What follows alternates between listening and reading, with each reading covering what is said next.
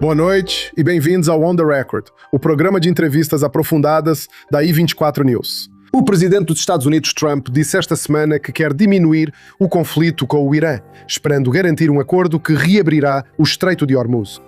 Mas para alguns países da região, o conflito contínuo com o Irã está longe de ser discreto.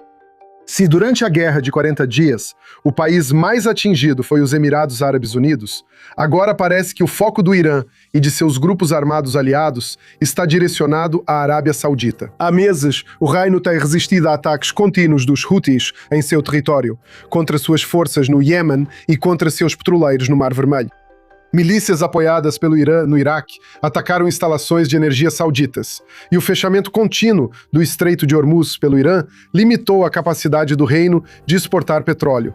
E ainda assim, Riad continua mantendo um diálogo aberto com Teherã, e acredita-se que esses contatos contribuíram, em grande parte, para o fim da Guerra de 40 Dias. Ao mesmo tempo, em meio a esses ataques contínuos, a Arábia Saudita assinou no fim de semana um acordo com a Turquia e o Paquistão para formar uma aliança de defesa conjunta destinada a aumentar a capacidade conjunta de dissuasão e segurança. Mas a Arábia Saudita já tem uma aliança estratégica de segurança com o Paquistão desde o ano passado.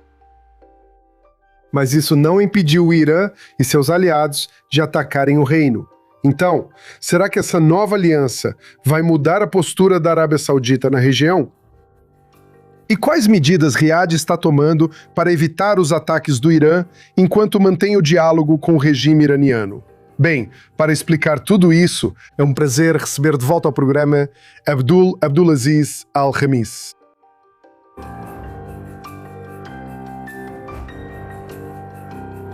Al-Aziz é um jornalista saudita de destaque. Ele visitou Israel várias vezes, inclusive discursando no Knesset, em que ele pediu o estabelecimento de laços diplomáticos diretos entre Israel e a Arábia Saudita. Abdulaziz Al-Khamis, obrigado mais uma vez por se juntar a mim aqui no On The Record.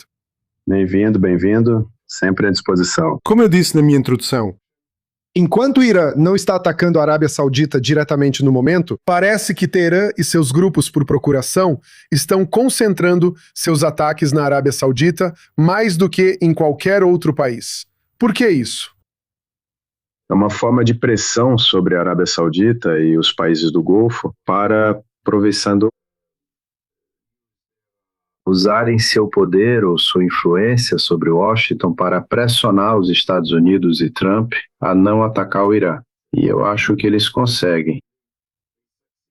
Os iranianos, eles conseguem, quando Trump interrompe sua operação, a grande operação, o que ele prometeu fazer, e eles mencionaram que a Arábia Saudita e outros países do Golfo, eles pediram para ele parar a operação contra eles. Eu acho que os iranianos sabem exatamente como lidar com a Arábia Saudita e outros países da região e com os Estados Unidos. E ainda assim, eles ganham muitos pontos, especialmente quando controlam o Estreito de Hormuz.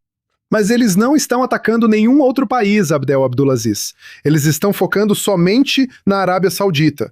Por que só a Arábia Saudita? São muitas coisas. Os Houthis têm um problema com a Arábia Saudita porque eles querem obter muitos benefícios, especialmente quando os sauditas suspendem o bloqueio aéreo e o cerco ao aeroporto, e eles permitem que os Houthis usem o aeroporto de Sanaa normalmente. E eles pediram que as forças sauditas deixassem o Iêmen e tentaram se beneficiar da fraqueza da posição saudita no Iêmen e dos problemas no Iêmen entre os sauditas e outras partes no sul do Iêmen. E é por isso que eles sabem exatamente que é o momento certo para pressionar os sauditas. Mas até agora, os sauditas não deram aos Houthis o que eles querem. É por isso que os Houthis começaram a atacar no sul. Não está apenas ligado ao Irã. O Irã, tudo bem, eles os usaram e se beneficiam disso, das posições dos Houthis. Mas isso vem com muitos indicadores. É que os Houthis Eles estão usando o tempo, a guerra e a crise para se beneficiarem da fraqueza dos sauditas e de outros na região. E os iranianos usaram os Houthis, e são muitos, muitos pontos. Está chegando a outras questões, como o Mar Vermelho e como os Houthis tentam ajudar os iranianos em seu jogo. Eu acho que o maior erro que os Estados Unidos cometeram foi não se concentrar no início da guerra, no Estreito de Hormuz, e eles deixaram o Estreito de Hormuz como um trunfo, um grande trunfo nas mãos dos iranianos. E até agora, os países do Golfo olham para essa questão como algo estranho, porque conhecemos o poder americano e conhecemos as forças iranianas. Eles recorrem ao que se poderia chamar de atividades militares pouco intensas no Estreito de Hormuz. E é por isso que eles acham que há muitas coisas que precisam de resposta, muitas perguntas. Agora, como você descreveu, e eu também expliquei na introdução, os sauditas estão levando pressão de todos os lados, e a resposta de Riad tem sido, no mínimo, muito curiosa. Quero dizer, por um lado, continua conversando com Teherã, mantendo o diálogo aberto. Durante toda a guerra, mesmo enquanto a Guarda Revolucionária Iraniana estava atacando fortemente a infraestrutura energética saudita e trabalha publicamente para acabar com a guerra com o Irã. Por outro lado, vimos, pelo menos de acordo com relatos, porque a Arábia Saudita não confirmou isso oficialmente, que atacou o Irã durante a Guerra de 40 dias pelo menos uma vez. E, a portas fechadas, diz que quer ver a remoção do regime islâmico no Irã. Então, qual é a estratégia de Riad em relação ao Irã? Ninguém entende qual é a estratégia em Riad. Ninguém entende o que a liderança de Riad quer. Todo mundo faz essa pergunta, até os sauditas, sobre o que o país realmente quer. O Irã é inimigo ou amigo? Porque a Arábia Saudita já tem um acordo com o Irã e esse acordo não foi interrompido pelos sauditas. Mesmo assim, os iranianos atacam eles. Outra coisa, eles ainda conversam com a liderança iraniana, como o governo e outras partes do governo, o ministro das Relações Exteriores ou o primeiro-ministro, e ainda existe comunicação mesmo durante atividades de guerra contra os sauditas. E é por isso que as pessoas não entendem isso. Alguns setores sauditas lá, ou os líderes, eles disseram que querem ajudar a manter a região calma. Não precisamos de uma nova guerra. Essa guerra não é a nossa guerra. É uma guerra saudita, americana e israelense. Não deveríamos nos envolver nessa guerra. Mas no final, a guerra é contra nós, não contra os israelenses. E mesmo o Irã, nem mesmo os israelenses, eles não param suas atividades em Gaza ou no sul do Líbano. Mas os iranianos, eles focam na Arábia Saudita, no Kuwait e no Bahrein. E eles deixam os israelenses fazerem o que quiserem no sul do Líbano. E essa é a parte estranha, porque nós, pelo menos, precisamos de uma posição firme contra os iranianos e pará-los, não atacar os sauditas e nem mesmo os Houthis. Os Houthis agora começaram grandes e massivas atividades, operações no Iêmen contra o governo iemenita. E isso significa que eles entendem que há uma mudança no equilíbrio de poder. E eles acham que é o momento certo e uma oportunidade de ouro para se beneficiarem do que eles chamam de fraqueza dos sauditas. Agora, você falou sobre o equilíbrio de poder. Esse último passo que vimos na sexta-feira, os acordos de Meca entre a Arábia Saudita e a Turquia e o Paquistão, o acordo afirma que um ataque a um dos países será considerado um ataque aos 3 países. Então, essa é uma mensagem direcionada ao Irã? Acho que os que estão no Paquistão e na Turquia tentam dizer que esse acordo não é contra nenhum país, nem mesmo o Irã. E nós sabemos exatamente como é a relação entre os militares do Paquistão e a revolução. A guarda revolucionária no Irã, eles têm relações muito boas. E eles sempre, o Paquistão, eles são os mediadores, não são inimigos do Irã. Mesmo quando o Irã atacou a Arábia Saudita e atacou outros países. A Turquia, eles têm uma relação muito boa com o Irã e se beneficiam economicamente. Agora, neste momento, há muitas operações de contrabando de petróleo para o Paquistão sob os olhos dos militares e da polícia de fronteira, e ninguém faz nada. Mesmo com a Turquia, há muito contrabando e muitas opressões organizadas pela Guarda Revolucionária com outras partes na Turquia e no Paquistão. E existe uma relação grande e forte, e eles pensam no futuro, nas oportunidades financeiras e econômicas, se o Irã fizer um bom acordo com os Estados Unidos. Eles não querem perder o Irã. O Irã é um grande mercado no futuro. Então, o que a Arábia Saudita tem a ganhar com esse acordo? Ninguém sabe, não é nada, nada. Deixe-me te contar uma coisa. Quantas vezes a Turquia e Erdogan ameaçaram Israel pelo que aconteceu em Gaza? E ele pensou, e na Síria? E nada aconteceu, é só conversa, são só palavras indo e vindo, e ninguém liga para isso.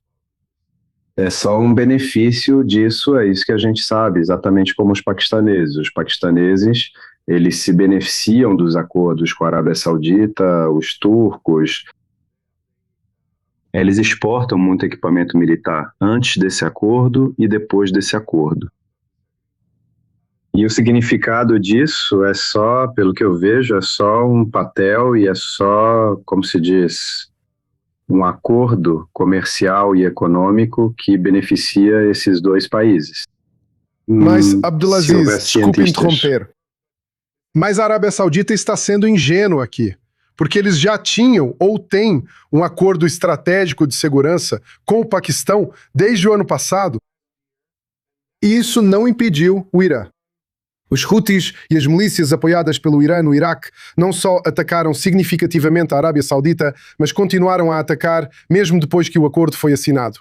Então, claramente, a dissuasão não é algo que eles vão conseguir com isso. Tipo, realisticamente, o que é que eles acham que vão conseguir com isso? Nada. Os sauditas, eles não vão se beneficiar em nada com isso, só o apoio militar, e eles podem conseguir isso sem esse acordo. No dia do acordo em Meca, os Houthis atacaram a refinaria de Jazan e instalações petrolíferas na Arábia Saudita. Ninguém vai impedir isso. O Irã disse, nós não fazemos isso, quem faz são os Houthis. Vocês deveriam resolver seu problema com os Houthis. Como resolver o problema com os Houthis? Deixar todo o Iêmen para os Houthis? E é isso que vai acontecer, é o mesmo problema de quando deixaram o Hezbollah no sul do Líbano. Quando vemos o resultado, quem vai parar os Houthis no futuro para não atacarem as fronteiras da Arábia Saudita e as fronteiras do sul? E eles têm muitos sonhos de recuperar o sul da Arábia Saudita para o Iêmen. Nós sabemos que é um grande problema como lidar com o Irã. Se você lida com o Irã, você deve lidar com todos os sunitas, os Houthis, e no Iraque, e no Líbano, e com o Irã.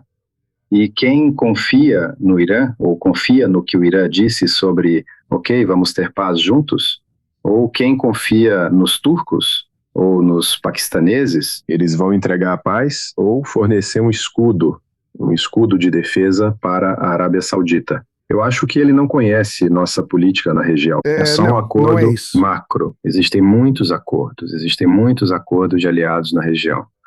Mas nada aconteceu porque cada um cuida dos seus próprios interesses. Eles não vão se importar com você, eles vão se beneficiar da sua economia, vão conseguir o que querem e vão te deixar sozinho. E vimos como os paquistaneses, como você disse, eles deixaram a Arábia Saudita no começo da guerra.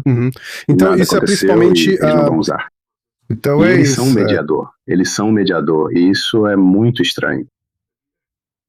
Se você tem um acordo com o Irã e o Irã ataca, você e o Paquistão vão mediar entre o Irã e os Estados Unidos. E eles não vão.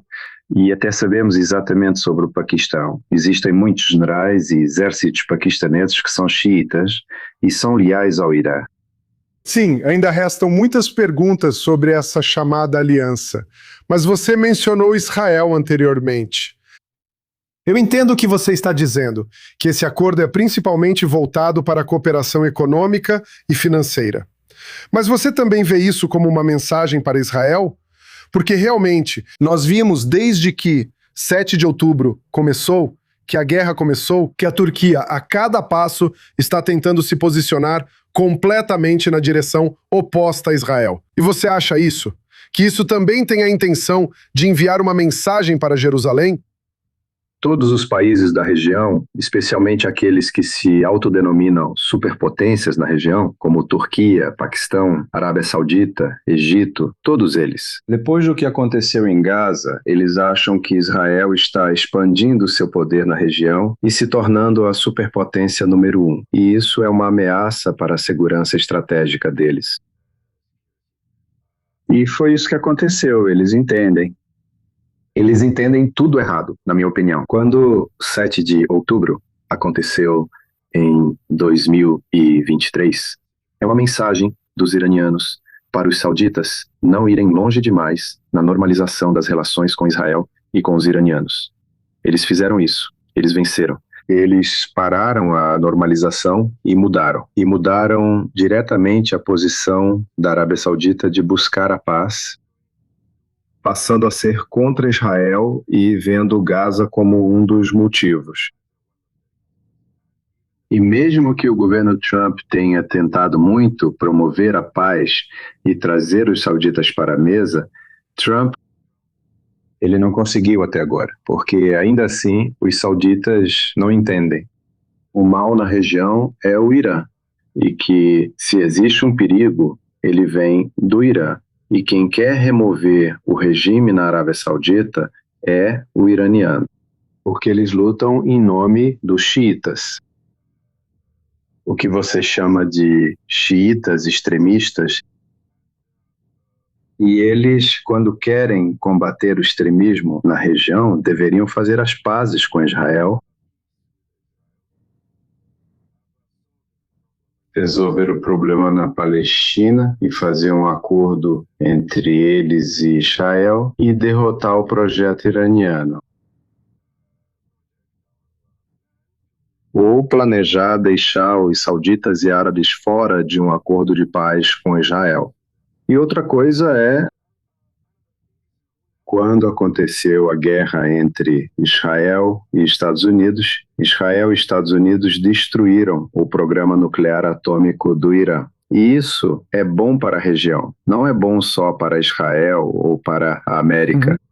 É bom para a região, é bom para a paz na região. Pense nisso se os iranianos tiverem a bomba nuclear neste mundo. Pense nisso. O que?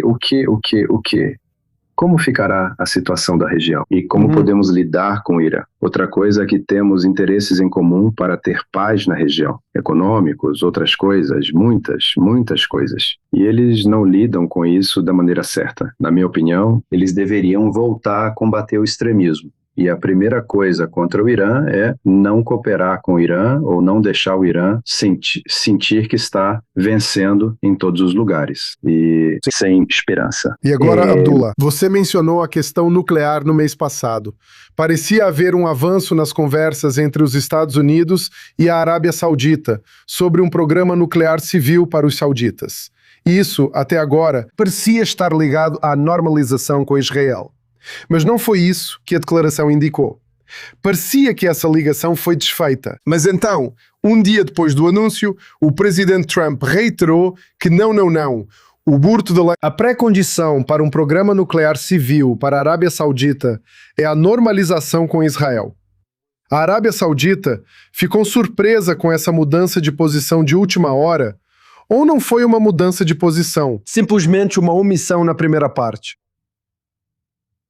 E a primeira coisa, quando eles começam a falar sobre o programa nuclear saudita com os Estados Unidos, o lado americano, a iniciativa, a normalização das relações, isso não é novo, mas desde o começo, desde o primeiro passo.